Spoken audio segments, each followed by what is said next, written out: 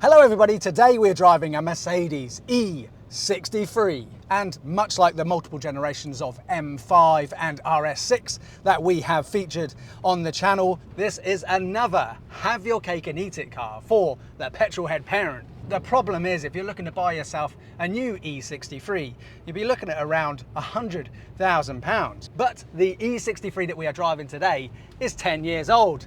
And so thanks to my best friend depreciation, you can now pick this generation of E63 up for less than £20,000. But how does it compare to the RS6 when using it in the real world with your family? What are the running costs, and should you buy one? Let's find out. My name's Ben, and welcome to Dadcars.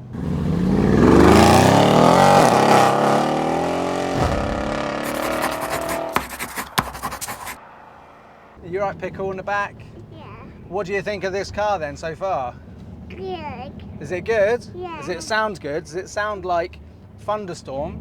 Yeah. It does, doesn't it? So these W212 E63s, they came out in 2009, and they came with their naturally aspirated 6.2 litre V8, and that was the last naturally aspirated AMG V8 that was in production.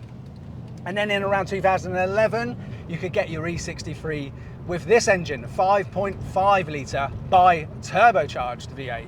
And then in around 2013, these cars got a facelift. And that is what this car is. It's a facelift. It's a 2014. So from standard, these 5.5 litre bi-turbocharged V8s, they came with 550 horsepower. And some people say that, you know, AMG were being sort of modest on paper with that. And while I must admit there is something really attractive to me about getting one with a 6.2 litre naturally aspirated engine, one of the biggest grumbles with the switch to the bi-turbocharged AMG V8s is the sound, you know, and obviously as they got newer and newer, you know, regulations and all the rest of it, you know, they got more and more sort of strangled. But this is where it's such a huge advantage, getting a car like this now, which is 10 years old, you know, greatly depreciated, way out of, you know, Mercedes warranty, because it means that you can have a little bit of a tinker.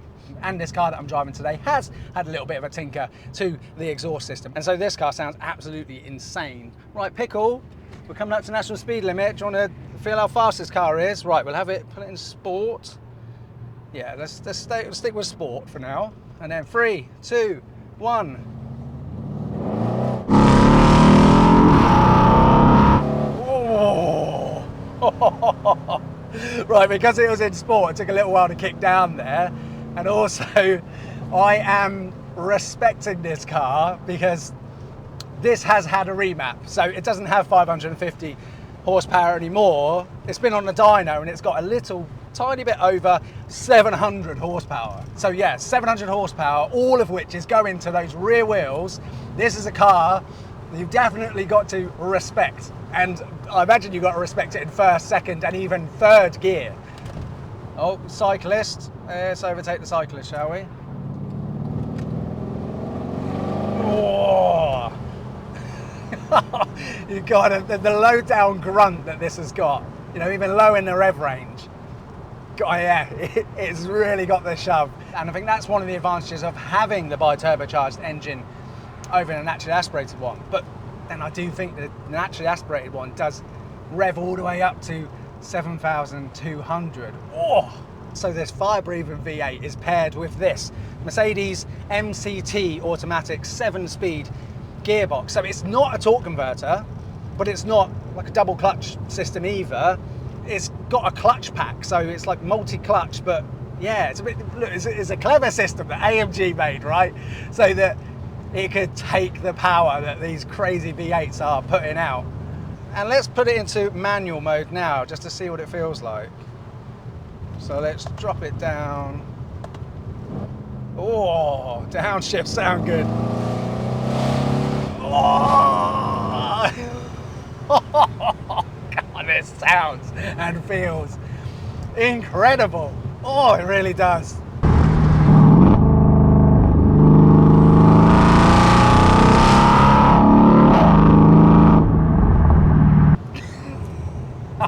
I was worried that this was going to be muted.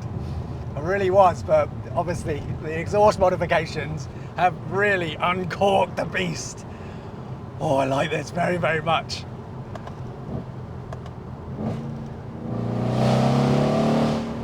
Oh,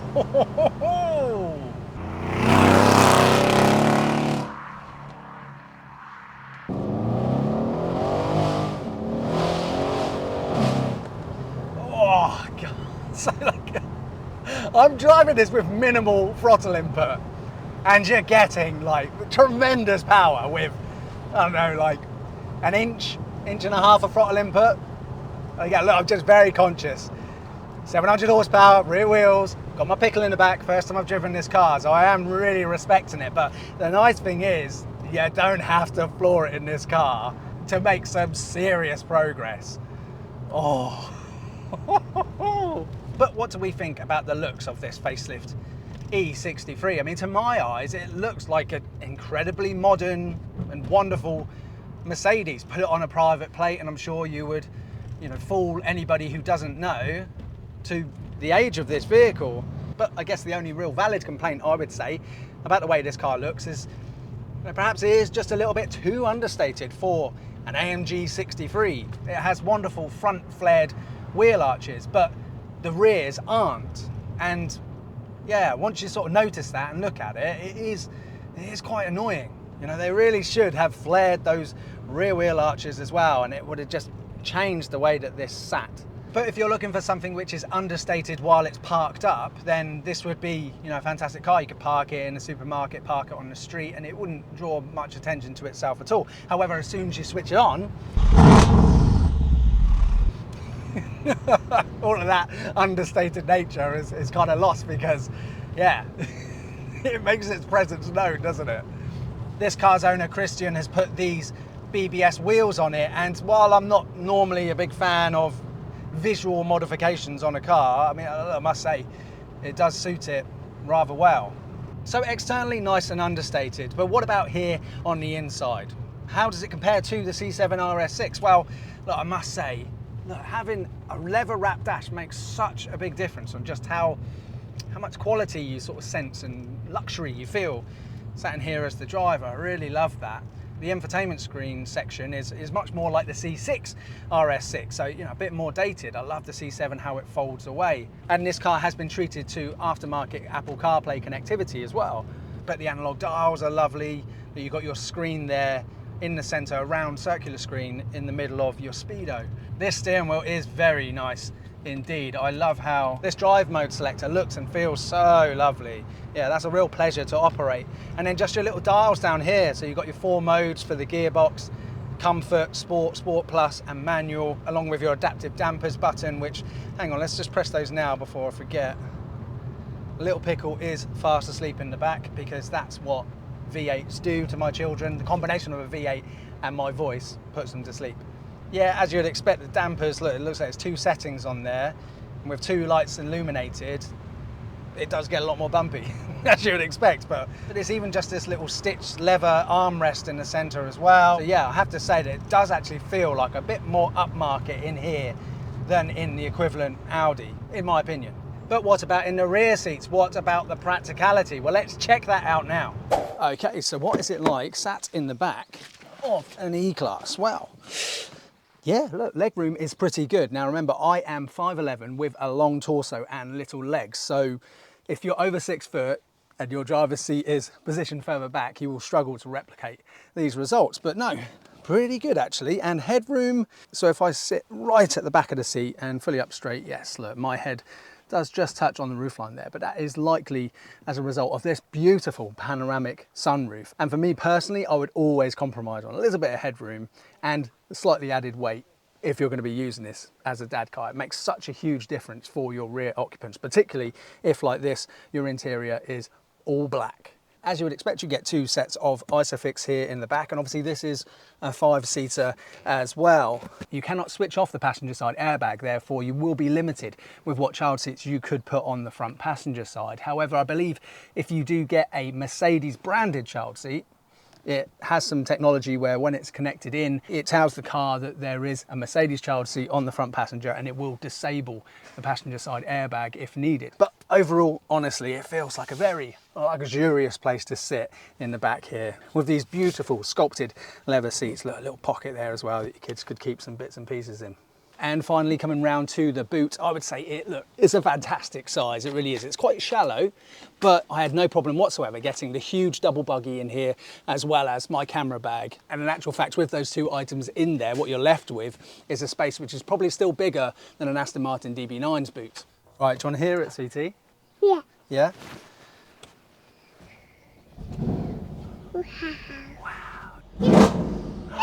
What do you think of that? Is that loud? Yeah. God, does it sound like a monster? Yeah. Sounds like a fire-breathing dragon, doesn't it? Right, let's go for a drive.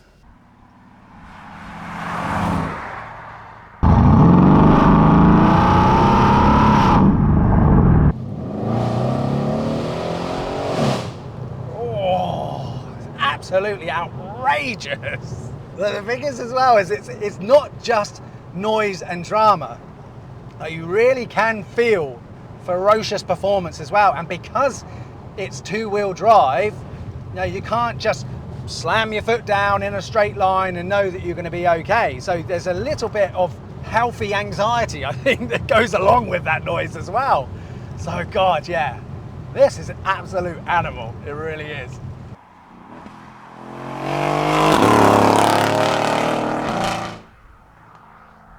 So if you are looking to get an E63 and use it as a dad car with your children, the next thing you're going to be wondering about is safety. And yeah, look, this generation of E-Class got a 5-star NCAP safety rating. In fact, the 2016 E-Class achieved an insane 5-star NCAP safety rating. 95% I think it was for adults and 90% for child occupants.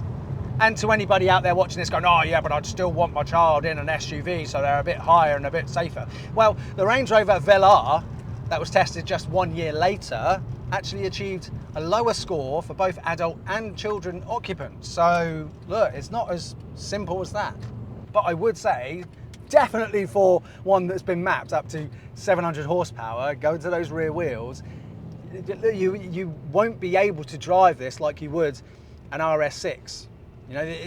This isn't as approachable, I would say, as an RS6. So, if your other half isn't massively into driving high power performance cars all the time, and occasionally they needed to drive your car as well, and obviously they could be fine, and I'm not saying this to be patronizing, but this isn't a car that you could just hop into when you've not been driving something with this about a power rear wheel drive. If it starts raining a little bit and you don't respect it, you could find yourself in a sticky situation. So, that's the other consideration with this as well. And speaking of driving fast, I'll tell you what, let's pop it into manual mode.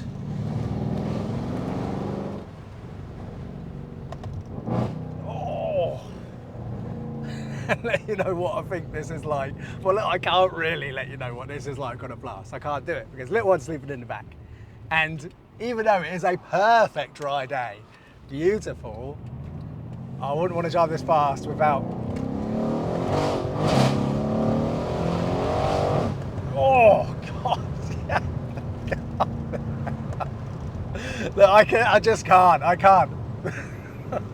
This would have been one, actually, that I would have liked to have driven on my own. Because, as I said, look, I'm probably half throttle input, and I can feel just how much power is going to those rear wheels. Little Pickle's still not woken up. But look, with the limited little tickles and pulls that I've been doing in this, I can confirm that the visceral power, God, the excitement. God, I haven't smiled this much in a while filming a car. And I mean, this is why I love rear wheel drive cars. It is that little bit of terror, isn't it? That makes driving a car like this really rewarding. When you own one and you learn how to drive it properly in the right conditions on your own, obviously. I like this car a lot.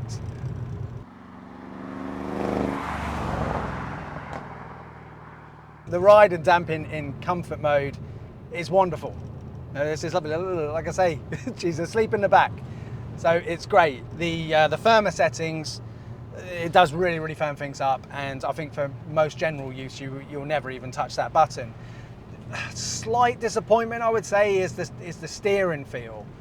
It's the same with the Audis as well. Like it lightens up so much when you're sort of moving at low speeds, which to me just always feels really counterintuitive. You know, I'm somebody who used to have a Lotus Elise, so you know I know what authentic feel should feel like. If you're creeping along, it should be heavier. And even my Maserati Grand Sport, you know, had that. You know, when moving at low speeds, it had a nice authentic weight to it. And then when you move fast, it was just so agile. Whereas this, I don't know, it's the same as I say with Audis that I drive as well. I guess it's all in the pursuit of refinement and ease of use. So it's a very easy, approachable steering system, but I don't know. Yeah, for me, I can't feel much in the way of authentic feel. It's a very easy car to place as well. I mean, I think it's 4.9 meters long, which is quite long, but it's only like 1.85 meters wide, which, you know, in the world of 2 meter wide SUVs now being the standard, yeah, it's a lovely, easy thing to place. Visibility is great. After seconds of driving this down the road, I kind of felt like I knew where it was and how to place it. But let's just quickly check the turning circle. Can it do this? Yep, excellent turning circle as well. Fantastic. But the good thing about this steering though is, you know, if you do a lot of city driving, you can just palm it. Same with the Audis. You can just palm it. It's a very easy thing to sort of maneuver around. The paddles have a satisfying click to them as well, actually. And I think, are they aluminium? Yeah, they feel nice. It makes such a difference having metal paddles. Oh, and the brakes are really nice and progressive as well. You've almost got this slight little bit to start off with, which you can modulate really nicely. They are a bit squeaky though. But yeah, not grabby at all, nice and progressive. But yeah, as I said, the only disappointment I would say for me is the steering. I mean, to test it, I would have to drive it on my own and take it on a real blast. But I don't know, I just question when you are really going for it, does it give you that feedback that you really want with a car that's got this much power? I guess the final thing to sort of touch on really before I give you my summary is, you know, running costs. So, you know, tax is obviously going to be the top whack. At time of recording, it's 700 and whatever pounds, isn't it? But miles per gallon. Now, Mercedes claimed that these get fantastic miles per gallon. I think they sort of said that on a run you could get high 30s, but I've never spoken to anybody who can get that. So Christian tells me real world with this car, obviously it's been modded as well, but on average he gets, with mixed driving, around 19 miles per gallon, which is still actually fantastic. And on a run he says he can get, or see on the computer at least, 27 miles per gallon, which again, really good. You know, my wife's diesel X5 averages like 31 miles per gallon. So with the bi-turbocharged one, I don't think, you know, the fuel economy is quite the deal breaker. Servicing for this high performance car is obviously going to be higher. Christian told me that his last service was a B service and it cost around £500, so a major service will cost more than that. I would say you should budget like £1,000 a year for your service, you know, to allow for any other little bits that pop up as well. In actual fact, you'd probably be better off setting aside a couple of grand, you know, just to allow as well for anything else going wrong. And obviously it'd be worth doing a little bit of homework as well. Join a Facebook owners club or something like that and speak to somebody who's owned one of these for several years. Unfortunately, Christian's only owned this for a year. So the only problem that he's had of note other than servicing, when he changed the wheels, a top mount had an issue. So he had to replace that top mount and that cost about £400. But other than that, he's been pretty good with this so far. And what do these cost to buy? Well, I said at the start that, you know, you see these in the classifieds for under £20,000 now. And yeah, there are several up for 18,000 and something on Auto Trader when I checked this morning. Common sense would say maybe buy one that's, you know, not the bottom of the market. So if you sort of paid low 20s, you should be able to get yourself a really nice one of these, which to me, I mean, on paper is such a bargain, but now having driven it, honestly, this is exceptional, crazy value for money. look, I need to say a massive thank you to this car's owner, Christian. Thank you for bringing it down to me today. Christian is a daughter dad himself, just like me. He's got 2 young daughters. So hello to you, Ella and Lottie. Thank you both for letting me drive this today. Your dad has an exceptionally cool dad car. And if you watching this have a AMG Mercedes, which is older than this, so one which you see in the classifieds for like the low teens sort of money, please get in touch if you'd be willing to bring it down and let me drive and review it on the channel, because my next car is going to be sub £10,000.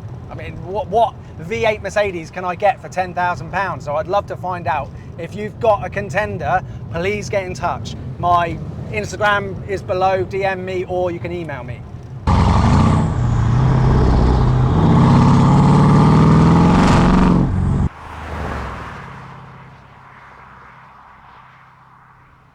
So in summary then, how does this compare to the C7 RS6? Well, the reality is the C7 RS6 is a far more well-rounded and far more usable dad car than this. If you're going to be using it as a family car, if you want your other half to sort of be able to drive it as well, the RS6 is so easy to live with and drive. And obviously with that incredible 4-wheel drive system, this is a much more practical, usable, sweet spot. Have your cake and eat it with the trifecta of requirements. The C7 RS6 is the one to go for. But if your other half has a really sensible family car already that they use, let's be honest, it's probably an SUV, yeah? So it's probably a big SUV, 4-wheel drive, super practical. Why do you need 2 4-wheel drive super practical cars? If you've got an SUV, you don't need an RS6, do you? What you would want as your dad car is something that gets your pulse racing. Something that's kind of a little bit terrifying when you're on your own. Something like this. And I have to say, also taking into account that this is significantly cheaper as well. Used prices on these start from 18, whereas used prices on the C7 RS6 start from 25. So these are notably cheaper as well. And yeah, you can have the estate one if you want. Subscribers to the channel know my last dad car was a Maserati Grand Sport. The one before that was an Aston Martin Dad B9, rear wheel drive. This is absolutely a bit of me. I would buy one of these in a heartbeat, absolute heartbeat. Because the other good thing as well, is let's put it into Sport Plus. Oh, look, the overrun. I'm driving 30 miles an hour in Sport Plus. Oh, the drama. Yeah, this to me is what dad cars is all about. Something which is ludicrously exciting, but very much usable as well. I really now need to go through and drive as many AMG Mercedes on this channel as possible. Would you believe it? This is the first proper AMG I've had on. Prior to this, it's been just my Mercedes Vito, which has got AMG wheels on it. And oh, fun little fact, just before we finish, is that this has got the same key as my Mercedes Vito, practically. This one's just got a bit of metal on the side, and also it's got the same handbrake where, it's the pedal on the far left with the little plastic pull to release here. And just like in my Vito, the pull to release handle on this car is broken. And what I had to do on my Vito was drill a little hole and attach an electrical cable on, so it's like a little hook. And funnily enough, after owning that Vito for over 8 years, I do now need to sell it. I've got the Aventime to replace it. So should my next dad car be an AMG Mercedes? Well, if I can find one which feels anywhere near as exciting as this for £10,000, I think it very well could be. If you're new to the channel, take the 2 seconds to hit that subscribe button, please. Come on, if you're a parent, or you're soon to be a parent, or you're a grandparent, this channel is all about children not being the reason why you have to put cars like this aside. No, in fact, I believe having children, makes having cars like this all the more justifiable, because the expense of having them and burning the fuel, if you're using it to make memories with your children, then it's worth it, in my opinion. So yeah, look, I hope you subscribe. I hope you check out one of my other videos. and I'll see you on the next one. Bye bye.